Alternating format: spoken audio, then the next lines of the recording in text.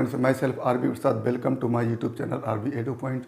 दोस्तों, जैसा कि जानते हैं कि हम अपने यूट्यूब चैनल के माध्यम से आप सभी को साइंस, मैथ एवं अन्य विषयों से संबंधित ढेर सारे तथ्य को देते रहते हैं। तो यदि आप हमारे चैनल पर पहली बार हैं तो प्लीज़ चैनल को सब्सक्राइब कर लें ताकि हमारे द्वारा दिए गए हर वीडियो क्लिप का नोटिफिकेशन आपको मिलता रहे। तो इसके पहले के वीडियो क्लिप में हमने 12th फिजिक्स में बायो-सेवर्ट लॉ को देखा था, चुंबकीय क्षेत्र को देखा था और विद्युत धारा के चुंबकीय प्रभाव को देखा था। आज हम बायो-सेवर्ट लॉ के द्वारा किसी बिंदु पर उत्पन्न चुंबकीय क्षेत्र की तीव्रता की दिशा के संदर्भ में बात करेंगे कि कैसे हम चुंबकीय क्षेत्र की दिशा का निर्धारण कर पाएंगे। तो इसमें हमारा टॉपिक है धारावाही चालक के कारण उत्पन्न चुंबकीय क्षेत्र की दिशा संबंधी नियम। तो इससे संबंधित दो नियम है। पहला है दाएं हाथ के हथेली का नियम और दूसरा है मैक्सवेल का दक्षिणावर्ती पेच का नियम। तो ये दोनों ही नियम हमको ये बताएंगे कि किसी बिंदु पर धारावाही चालक के कारण विद्युत क्षेत्र की तीव्रता की दिशा क्या है। तो दाएं हाथ के हथेली के नियम के अनुसार अगर हम देखें तो ये हमारा धारावाही चालक है इस तरह से, और इसमें धारा I प्रवाहित हो रही है। इस धारावाही चालक में प्रवाहित धारा I के कारण इस बिंदु P पर चुंबकीय क्षेत्र की तीव्रता की दिशा हमको अगर ज्ञात करनी है तो हम क्या करेंगे कि दाएं हाथ की हथेली को इस तरह से फैलाएंगे कि ये अंगूठा धारावाही चालक में विद्युत धारा की दिशा में हो और ये चारों उंगलियां उस बिंदु की ओर संकेत करें जिस बिंदु पर चुंबकीय क्षेत्र की दिशा हमको ज्ञात करनी है। कुछ इस तरह से ये हमारा धारावाही चालक है, इसमें धारा की दिशा इस तरह से प्रवाहित हो रही है, ये धारा की दिशा है। तो धारा की दिशा में हम अंगूठे को लगाएंगे इस तरह से और इस चारों उंगलियों को उस बिंदु की ओर संकेतित करेंगे जिस बिंदु पर चुंबकीय क्षेत्र की तीव्रता की दिशा ज्ञात करनी है। तो ये बिंदु हमारा P है, इस दिशा में चारों उंगलियों को लगाएंगे और देखेंगे हथेली के लंबवत बल किस दिशा में लग रहा है। तो लंबवत बल इस बोर्ड के लंबवत अंदर की ओर लग रहा है, तो चुंबकीय क्षेत्र B की दिशा क्या होगी, अंदर की ओर होगी। तो ये हमारा हो गया दाएं हाथ के हथेली का नियम। दूसरा है हमारा मैक्सवेल का दक्षिणावर्ती पेच का नियम। तो मैक्सवेल के दक्षिणावर्ती पेच के नियम में बताया गया कि आप दाहिने हाथ से किसी पेच को कसने के लिए पेचकस को पकड़िए और पेच को ऐसे घुमाइए कि पेच का नोक धारा की दिशा में आगे बढ़े। तो आपका दाहिना हाथ जिस दिशा में घूमेगा या पेचकस जिस दिशा में घूमेगा उस दिशा में चुंबकीय बल रेखाओं की दिशा होगी। कैसे? एक पेच इस तरह का है और इस पेच को हम इस तरह से घुमाएंगे कि ये पेच आगे की ओर बढ़े और धारा की दिशा में बढ़े। तो ऐसी स्थिति में हमारी उंगलियां जिस दिशा में घूमेगी वही दिशा क्या होगी, चुंबकीय बल रेखाओं की दिशा होगी। तो हमारी उंगलियां कुछ इस तरह से घूम रही हैं,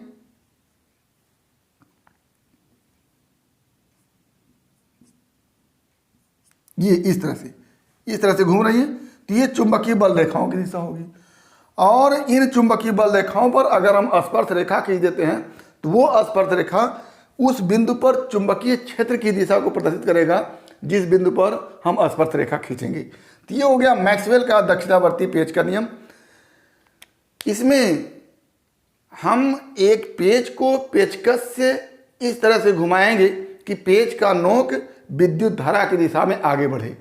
तो अपनी उंगलियों को जिस दिशा में घुमाएंगे वो दिशा चुंबकीय बल रेखाओं की दिशा होगी और चुंबकीय बल रेखाओं के किसी बिंदु पर खींची गई स्पर्श रेखा चुंबकीय क्षेत्र की दिशा को प्रदर्शित करता है।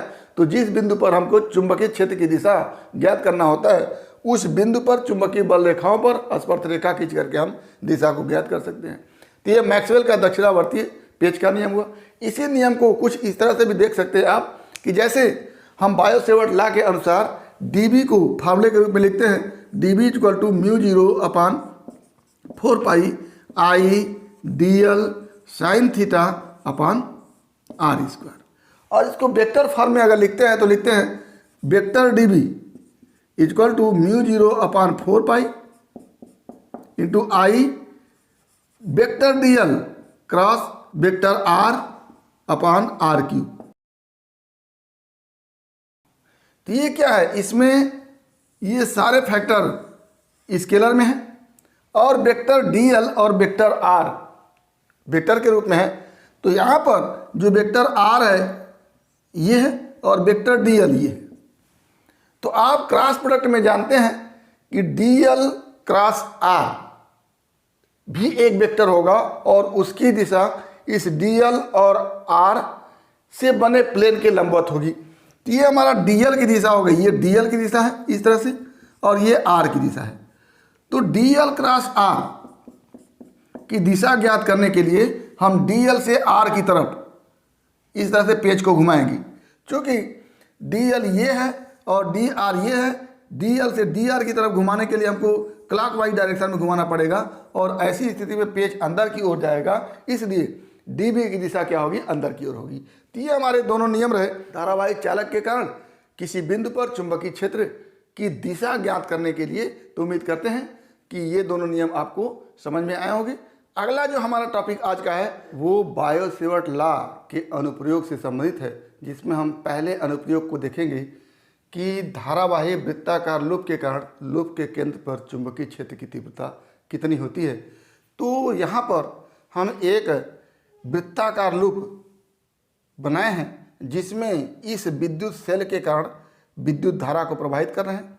विद्युत धारा की दिशा जैसा कि आप देखते हैं कि प्लस से माइनस की ओर चलती है, तो ये प्लस से होकर के विद्युत धारा चलेगी इस तरह से चलते हुए वृत्ताकार लूप से होते हुए इस तरह से घूमते हुए और यहाँ पर माइनस टर्मिनल पर आ जाएगी। तो यहाँ पर इस वृत्ताकार लूप में धारा की दिशा क्लॉकवाइज डायरेक्शन में है और इसी वृत्ताकार लूप के कारण इस केंद्र पर हमको चुंबकीय क्षेत्र की तीव्रता ज्ञात करनी है।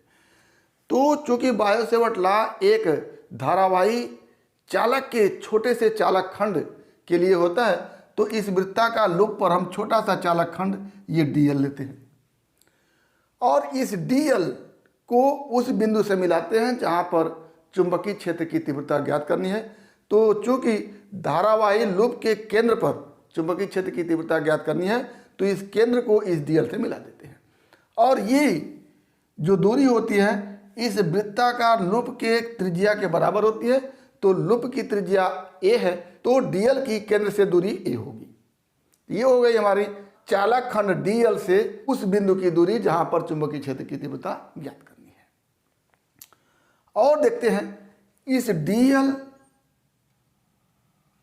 की दिशा ये है और dl से केंद्र को मिलाने वाली रेखा की दिशा ये है और इन दोनों के बीच जो एंगल बनेगा वो 90 डिग्री बनेगा, क्योंकि वृत्त की त्रिज्या उसके परिधि पर 90 डिग्री का कोण बनाती है।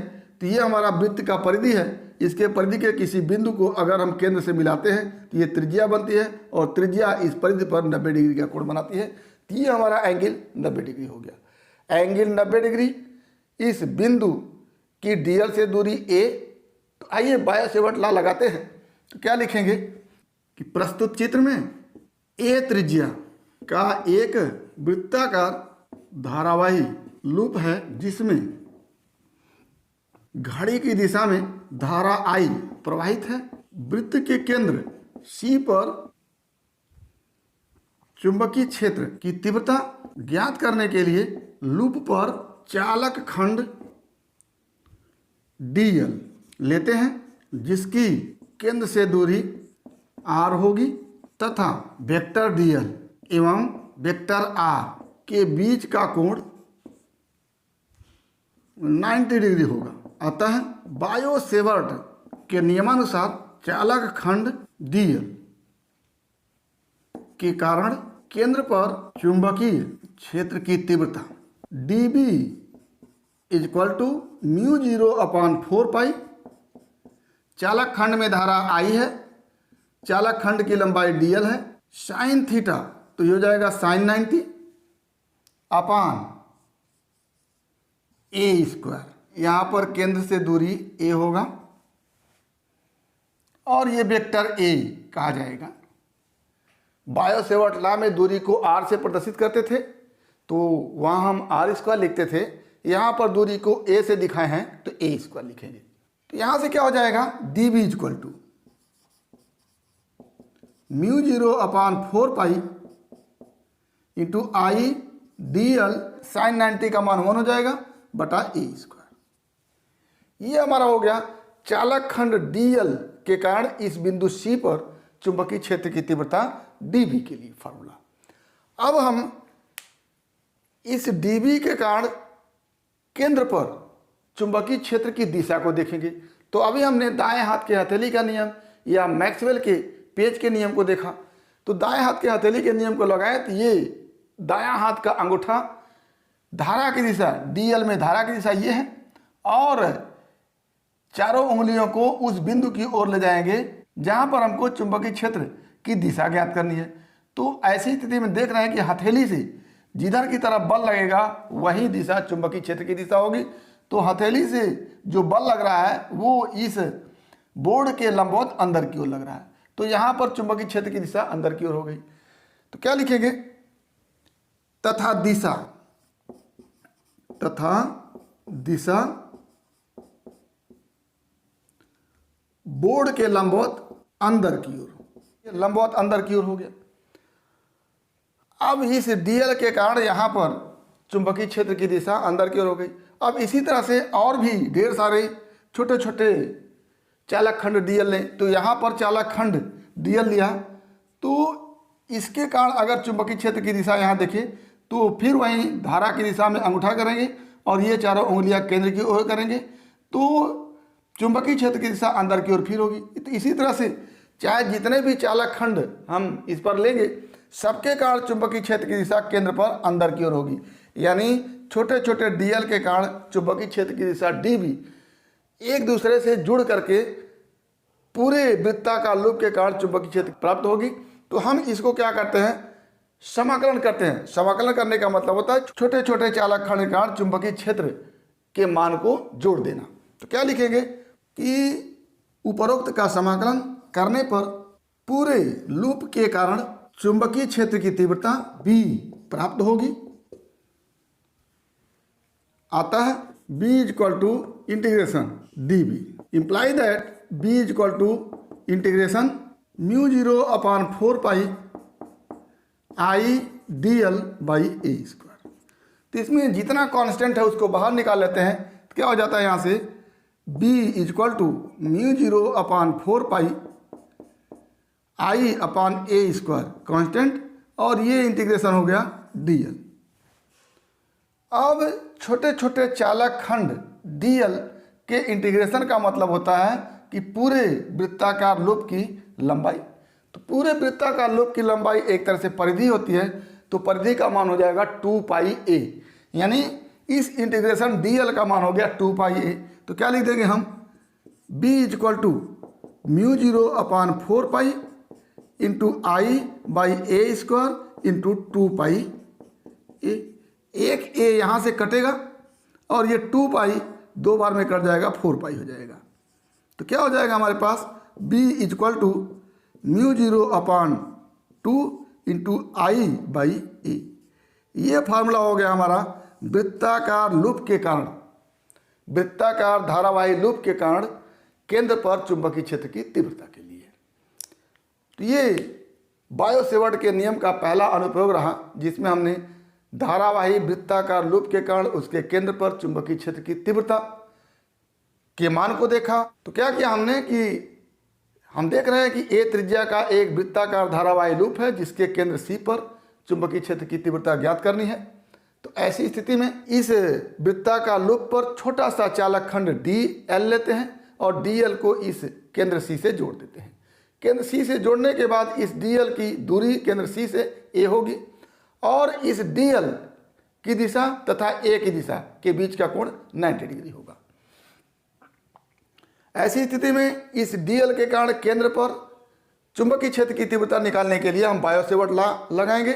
dB equal to μ0 upon 4 pi I dl sine theta की जगह साइन 90 हो जाएगा और जहां r स्क्वायर हम लिखते थे बायो सेवर्ट के नियम में वहां पर हम a स्क्वायर लिखेंगे क्योंकि यहां पर दूरी हम a के रूप में लिखे हैं। अब यहां से dB इक्वल टू क्या हो जाएगा μ0 upon 4 pi I dl by a square और इसकी दिशा तल के लंबवत अंदर की ओर होगी। अब छोटे छोटे dl के कारण इस केंद्र पर चुंबकीय क्षेत्र की तीव्रता के लिए यही फार्मूला होगा और सबको अगर हम जोड़ेंगे तो पूरे लूप के कारण केंद्र C पर चुंबकीय क्षेत्र की तीव्रता मिलेगी और इस तरह से जोड़ को हम क्या कहते हैं? समाकलन कहते हैं। यानी इस dB का पूरे लूप के लिए हम समाकलन करेंगे और समाकलन करने के बाद हम देख रहे हैं कि b इक्वल टू क्या आ रहा है, μ0/2 इंटू I/a। तो ये वृत्ताकार लूप के कारण उसके केंद्र पर चुंबकीय क्षेत्र की तीव्रता का फार्मूला हुआ। तो उम्मीद करते हैं कि आपको टॉपिक समझ में आया होगा। अगर इसमें किसी प्रकार की समस्या है तो आप हमारे YouTube चैनल के कमेंट बॉक्स में कमेंट करके अपनी समस्या का समाधान करेंगे। और यदि वीडियो क्लिप पसंद आए तो प्लीज़ लाइक करेंगे, शेयर करेंगे, साथ ही हमारे YouTube चैनल को सब्सक्राइब अवश्य करेंगे ताकि इस तरह के वीडियो क्लिप का नोटिफिकेशन आपको मिलता रहे और आपके साइंस, मैथ, इंग्लिश या अन्य विषयों की जानकारी होती रहे। तो आज बस इतना ही। अगला टॉपिक अगले वीडियो क्लिप में एक बार फिर आपके भविष्य के लिए बेस्ट ऑफ लक। धन्यवाद।